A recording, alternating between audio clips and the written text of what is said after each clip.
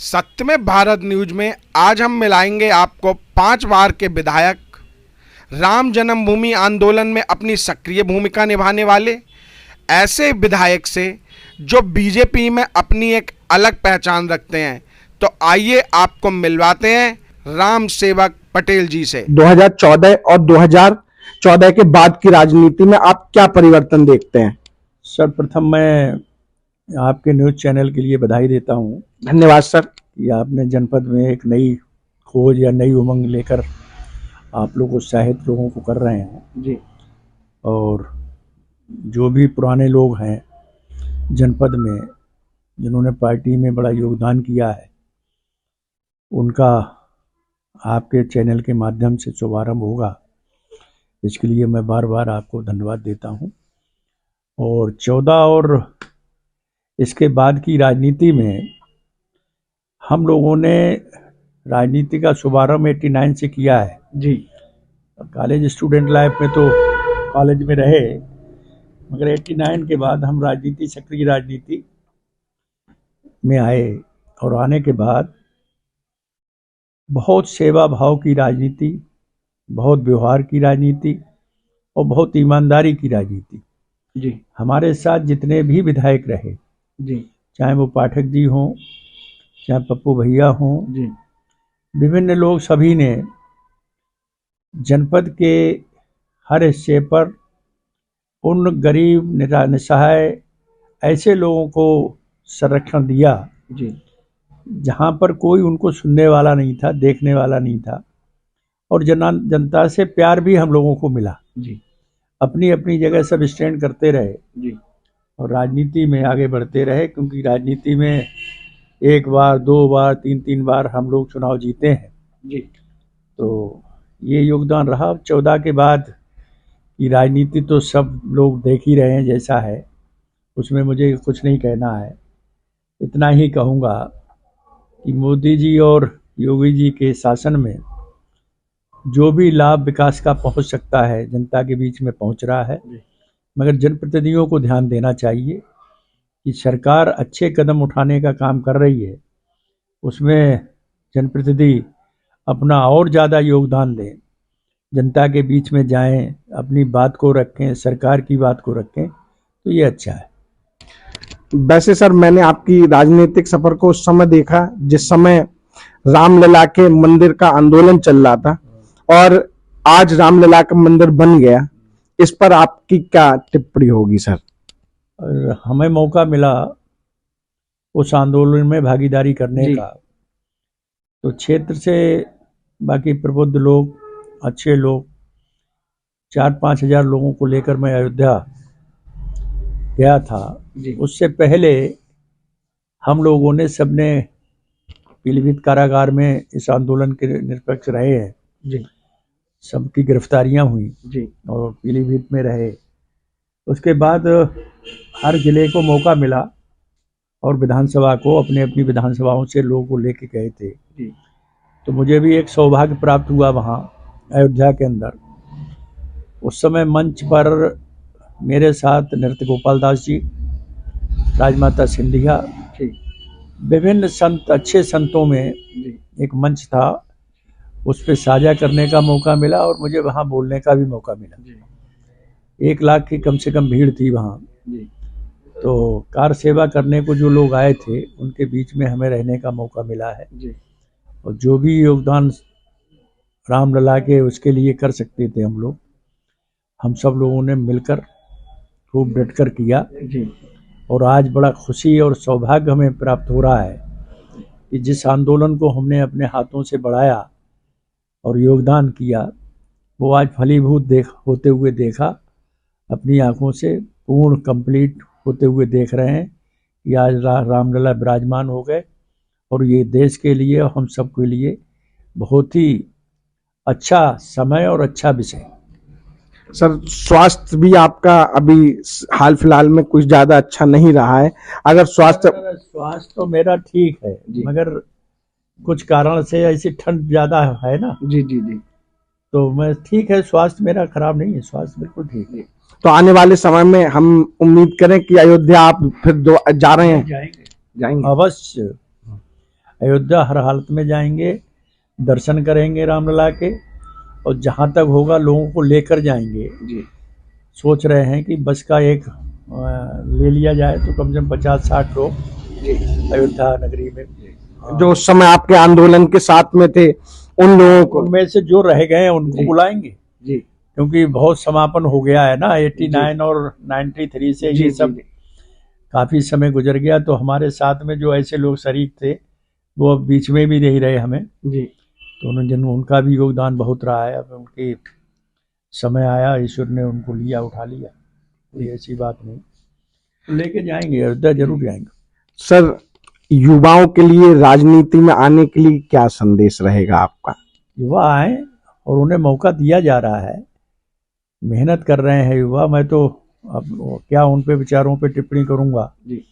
युवा इस समय एक तरह से उसके मन में एक उत्साह, हौसला, हिम्मत सब कुछ है, मगर दिशा उसके पास नहीं है अभी काम करने की। उसे सही दिशा अगर दे दी जाए तो आज युवा काम करने के लिए बिल्कुल लालियत है, बिल्कुल तैयार बैठा हुआ है और कर भी रहा है। जहाँ जहाँ काम हो रहे हैं वहाँ कर रहा है। तो यही है कि युवाओं का काम हो जाए। बस ये है कि हम लोगों को खुशी होगी कि जो लाइन हमसे कहीं छूटी है वो युवाओं के माध्यम से उसे आगे बढ़ा दिया जाए और ये युवा हमारी सोच को आगे बढ़ाएं। ये अच्छा है।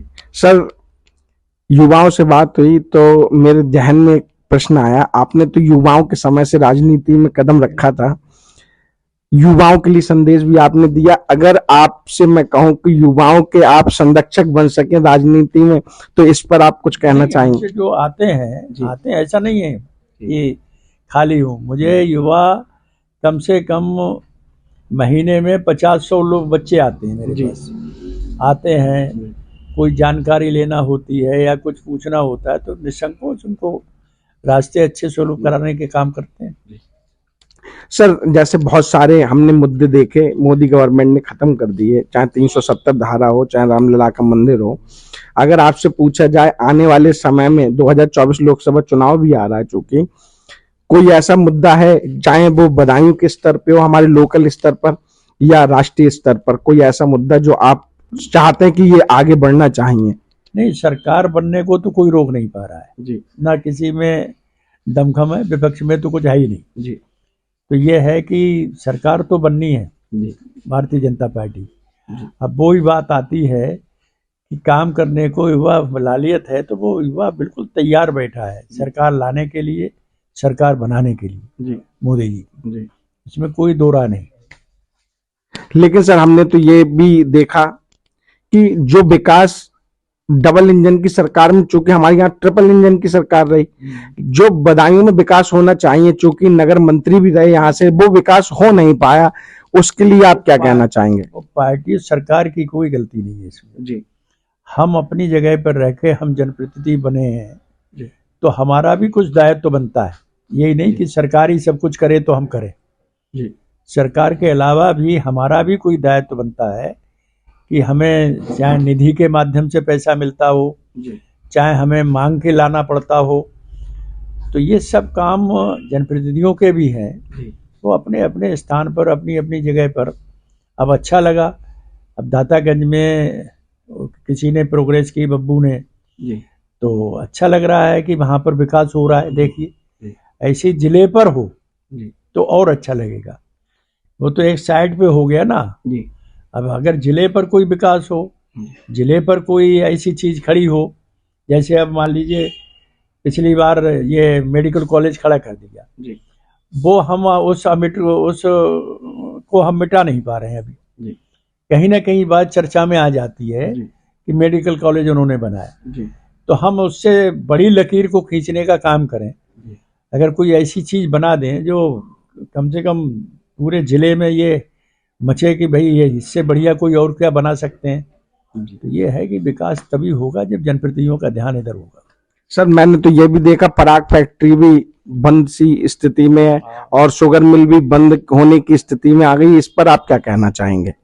जब हमारा समय था ना, पराग की फैक्ट्री को हमने बंद कराया, हमने निरंतर चलाने का काम किया और जबरदस्ती चलवाया मैंने।